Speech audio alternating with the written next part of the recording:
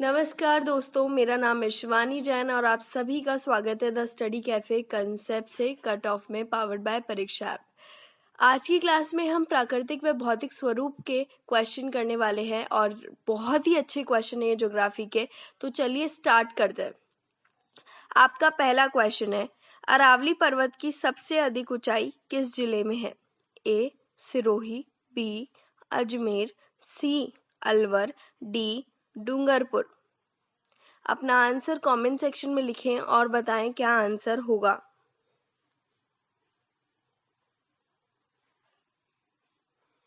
फटाफट से अपना आंसर कमेंट सेक्शन में लिखें और बताएं क्या आंसर होगा। बिल्कुल सही। ऑप्शन नंबर ए सिरोही बिल्कुल सही जवाब है। अगर हम बात करें सिरोही जिले के माउंट आबू नगर में अरावली पर्वत श्रृंखला की सबसे ज्यादा ऊंचाई पाई जाती है, जो कि लगभग 1300 मीटर की ऊंचाई है। ठीक है, और बहुत ही अच्छा हिल स्टेशन सनसेट पॉइंट वहां पे बनता है। ठीक है, चलो नेक्स्ट क्वेश्चन करते हैं। नेक्स्ट क्वेश्चन देखिएगा, राजस्थान का कौन सा भौगोलिक अंचल मालवा के पठार का विस्तार है? ए हड़ौती का पठार, बी चंबल का मैदान, सी लूनी का मैदान, डी भोराट का पठार। अपना आंसर कमेंट सेक्शन में लिखें और बताएं क्या आंसर होगा। बिल्कुल सही। Option number A is right answer. Hadoti का पठार बिल्कुल सही जवाब है। जो हमारा मालवा के पठार का विस्तार है उसे हाड़ौती का पठार के नाम से भी जाना जाता है, तो ऑप्शन नंबर ए बिल्कुल सही जवाब है। चलिए नेक्स्ट क्वेश्चन पर चलते हैं। राजस्थान का कौन सा जिला हाड़ौती का पठार से सम्मिलित नहीं किया जाता है? ए दौसा, बी कोटा, सी बारा, डी झालावाड़। जल्दी से अपना आंसर कमेंट सेक्शन में लिखें और बताएं क्या आंसर होगा। बिल्कुल सही। ए ऑप्शन दौसा बिल्कुल सही जवाब है। इसमें दौसा को सम्मिलित नहीं किया जाता है। तो रही बात किन किन दक्षिणी पूर्वी राजस्थान के भागों को सम्मिलित किया जाता है, कौन से जिले हैं, तो देखिए कोटा, बूंदी, बारा, बांसवाड़ा और झालावाड़, इन जिलों को सम्मिलित किया जाता है। ठीक है, और आपको ये भी ध्यान में रखना है कि भाई इनमें बहुत ज्यादा काली उपजाऊ मिट्टी पाई जाती है और इसे दो भागों में भी बांटा जाता है, विंध्य कगार भूमि और दक्कन का लावा पठार भूमि। दक्कन की लावा पठार भूमि का मतलब है इसके लावा से ही इसका निर्माण हुआ है और काफी ज्यादा अच्छा इसको माना जाता है, उपजाऊ माना जाता है। चलो नेक्स्ट क्वेश्चन करते हैं। राजस्थान के विंध्य कगार क्षेत्र किस प्रकार की चट्टानों से निर्मित है? ए ग्रेनाइट, बी क्वार्ट्जाइट, सी पालका पत्थर, डी बेसाल्ट। अपना आंसर कमेंट सेक्शन में लिखें और बताएं क्या आंसर होगा।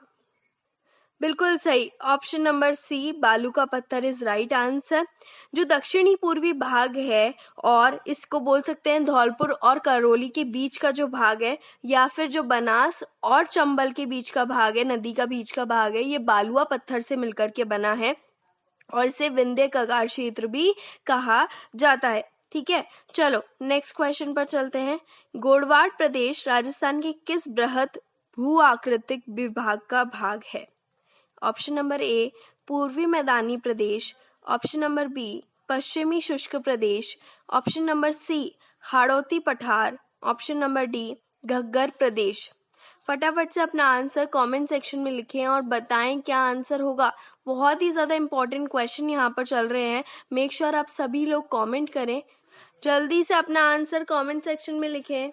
बिल्कुल सही। Option number 2 is right answer. पश्चिमी शुष्क प्रदेश जो हमारा पश्चिमी राजस्थान का क्षेत्र है और इसे अर्ध शुष्क मैदान के नाम से भी जानते हैं, इसको गोडावन प्रदेश के नाम से भी जाना जाता है। तो आपका answer second option right answer है। चलो नेक्स्ट क्वेश्चन पर चलते हैं। निम्नलिखित में से कौन सा नदी बेसिन राजस्थान के पूर्वी मैदानी प्रदेश का भाग नहीं है? A Banas Banganga basin, B Chambal basin, C मध्यवाही बेसिन, डी लूनी बेसिन। ध्यान दीजिएगा क्वेश्चन क्या पूछा गया है। पूर्वी मैदानी क्षेत्र से क्वेश्चन पूछा गया है। सबसे पहले सारी दिशाओं का ज्ञान होना चाहिए आपको। जल्दी से बताइए क्या आंसर होगा। बिल्कुल सही। Option number 4 Luni basin is right answer. इस प्रदेश का 23.30% हिस्सा भूभाग में आता है। वहीं इस प्रदेश में टीलेनुमा संरचना बहुत ज्यादा पाई जाती है और इसको पिंड मांट मैदान भी बोला जाता है। इसके साथ साथ इसके 3 भागों में इसको मुख्यतः डिवाइड किया गया है, विभाजित किया गया है, बनास, चंबल और माही बेसिन। ठीक है, तो ऑफ कोर्स ही बात है, लूनी बेसिन इसके अंदर नहीं आता है। चलो नेक्स्ट क्वेश्चन करते हैं। मालपुरा करौली मैदान भाग है। ए माही बेसिन का, बी बाणगंगा बेसिन का, सी चंबल बेसिन का, डी बनास बेसिन का। जल्दी से अपना आंसर कमेंट सेक्शन में लिखें और बताएं। आई होप ये आंसर सभी को समझ में आया होगा, क्या पूछना चाह रहा है क्वेश्चन यहाँ पर। तो फटाफट से अपना आंसर लिख दो भाई कमेंट सेक्शन में, क्या आंसर होगा। बिल्कुल सही, Banas basin is right answer. Banas basin इसका भाग है, बिल्कुल सही, बनास बेसिन इसका भाग है। मालपुरा करौली मैदान का भाग बनास बेसिन है। चलो नेक्स्ट क्वेश्चन पर चलते हैं। नेक्स्ट क्वेश्चन देखिएगा। राजस्थान के डेक्कन ट्रैप के शैल समूह विद्यमान है। ए डूंगरपुर उदयपुर में, बी नागौर जोधपुर में, सी झालावाड़ कोटा में, डी चित्तौड़गढ़ भीलवाड़ा में। काफी ज्यादा इंपॉर्टेंट क्वेश्चन यहाँ पर पूछा गया है, आपको पता होना चाहिए डेक्कन ट्रैप किसे कहा जाता है। बिल्कुल सही, बिल्कुल सही, फटाफट से अपना आंसर कमेंट सेक्शन में लिखें, क्या आंसर होगा। बिल्कुल सही, option number 3 is right answer, Jhalawar Kota. Jhalawar Kota बिल्कुल सही जवाब है। अगर मैं इसको बताऊं कि ये हरे और गहरे भूरे रंग का फैला हुआ शैल होता है और साथ ही साथ ये झालावाड़ कोटा और मेवाड़ क्षेत्र में फैला हुआ होता है। डेक्कन ट्रेप के नाम से इसे जाना जाता है। ये शैल है, एक तरीके के शैल है और गहरे भूरे रंग और हरे रंग के पाए जाते हैं। चलो नेक्स्ट क्वेश्चन करते हैं। नेक्स्ट क्वेश्चन देखिएगा। राजस्थान स्थित थार का मरुस्थल किसका अवशेष माना जाता है। ए गोंडवाना लैंड का, बी अंगारा लैंड का, सी टेथिस सागर का, डी लूनी नदी का। बहुत ही ज्यादा इंपॉर्टेंट क्वेश्चन है, बहुत ही ज्यादा इंपॉर्टेंट क्वेश्चन है, जल्दी अपना आंसर लिखिएगा। बिल्कुल सही, बिल्कुल सही, option number 3 Tethys Sagar is right answer. अब चलिए देखते हैं टेथिस सागर था कैसा। टेथिस सागर हमेशा से खारे पानी की झीलों जैसा था। वहीं राजस्थान में ऐसी खारी झीलें पाई जाती हैं, जैसे सांभर में पाई जाती है, पंचभद्रा में पाई जाती है और डीडवाना में पाई जाती है। इसके साथ साथ जो जीवाश्म हमें जैसलमेर में मिलते हैं, ये इस बात का अंकित करते हैं कि ये टेथिस सागर का भाग था। जो हमारा पूर्वी मैदानी मरुस्थली भाग है, वो किसका भाग है भाई, मरुस्थली भाग टेथिस सागर का है। ठीक है, चलो नेक्स्ट क्वेश्चन करते हैं। पलाया झीलें राजस्थान के किस भौगोलिक अंचल से मिलती हैं। ए अरावली पर्वत, बी थार का मरुस्थल, सी हाड़ौती पठार, डी पूर्वी मैदान। जल्दी से अपना आंसर कमेंट सेक्शन में लिखें और बताएं। ये क्वेश्चन आपको समझ में आना चाहिए कि क्वेश्चन पूछना क्या चाह रहा है। ठीक है, क्या क्वेश्चन पूछना चाह रहा है, जल्दी से अपना आंसर कमेंट सेक्शन में लिखें और बताओ, अपने ओपिनियंस बताओ, कमेंट करके बताओ क्या आंसर होगा। बिल्कुल सही, बिल्कुल सही, ऑप्शन नंबर 2 थार का मरुस्थल इज राइट आंसर।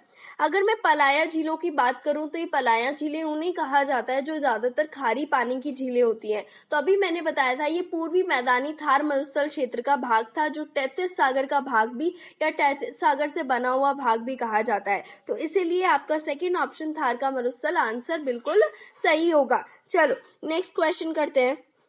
थार मरुस्थल का विस्तार किन राज्यों तक है।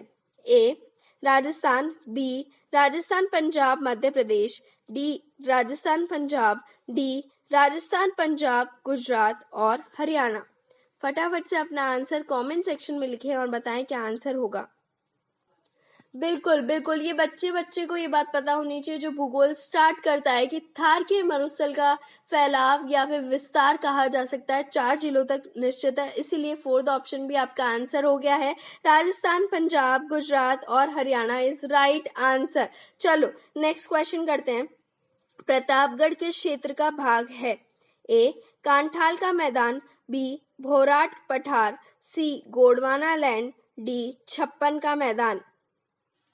बिल्कुल सही, बिल्कुल सही, बिल्कुल सही। यहाँ पर राजस्थानी भाषा का प्रयोग किया गया है। आपको ये भी बात समझनी पड़ेगी कि बहुत ज़्यादा क्वेश्चंस में राजस्थानी भाषा का प्रयोग किया गया है, स्थानीय भाषा का, तो इसीलिए आपका क्वेश्चन उसकी तरफ इशारा करता है। अब आंसर बताइए, क्या आंसर होगा? बिल्कुल सही, option number A is right answer. Kanthal का मैदान बिल्कुल सही जवाब है। कांठाल का मतलब होता है किनारा, तो माहिम नदी के जो किनारा है उस पे प्रतापगढ़ क्षेत्र स्थित है, इसीलिए ऑप्शन नंबर ए राइट आंसर है। ठीक है, चलो नेक्स्ट क्वेश्चन करते हैं। सीफ है एक। ऑप्शन नंबर ए अनुदैर्ध्य बालू का स्तूप, ऑप्शन नंबर बी अनुप्रस्थ बालू का स्तूप, ऑप्शन नंबर सी पैराबोलिक बालू का स्तूप, ऑप्शन नंबर डी स्क्रब का पीस बालू का। सीफ किसे कहा जाता है? अपना आंसर कमेंट सेक्शन में लिखें और बताएं क्या आंसर होगा। बिल्कुल सही, बिल्कुल सही, ऑप्शन नंबर ए राइट आंसर है। अनुदैर्ध्य बालू का स्तूप को सीफ के नाम से भी जाना जाता है, तो ये भी आपको ध्यान में रखना है कि सीफ किसे कहा जाता है। जैसे आपने पहले बरखान की बात की थी, तो उसे अर्धचंद्राकार स्तूप कहा जाता है, तो इन चीजों को आपको ध्यान में रखना है। चलो नेक्स्ट क्वेश्चन करते हैं। पश्चिमी राजस्थान के रेतीले मैदान का कितना प्रतिशत क्षेत्र बालू का स्तूप मुक्त है? ए 41.5, बी 61.11, सी 18.6, डी 14.7। यहाँ पर पश्चिमी राजस्थान की बात हो रही है। क्वेश्चन को अच्छे से पढ़ें और अपना आंसर कमेंट सेक्शन में लिखें। क्या आंसर होगा? आप सभी लोग कमेंट करने की कोशिश करें कि क्या आंसर होगा।